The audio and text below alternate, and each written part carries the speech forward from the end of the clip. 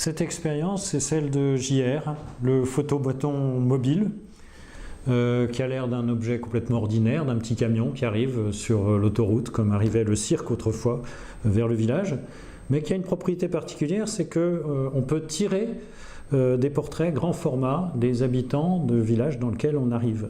Et ces portraits grand format, eh bien, on peut les accrocher dans la ville.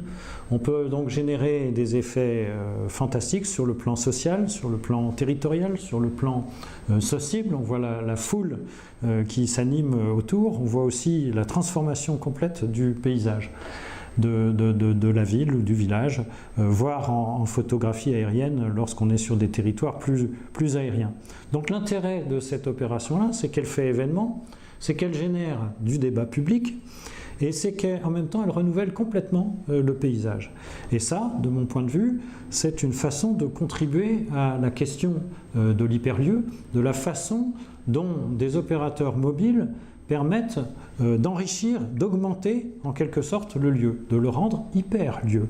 Non pas parce que le mobile approche telle ou telle fonction, qui est celle du photomaton, mais parce qu'il déborde sa propre fonction en offrant des usages nouveaux, une sociabilité, un type d'urbanité nouvelle, et d'autre part en proposant une esthétique, une perception, une expérience sensible d'un paysage qui est renouvelé.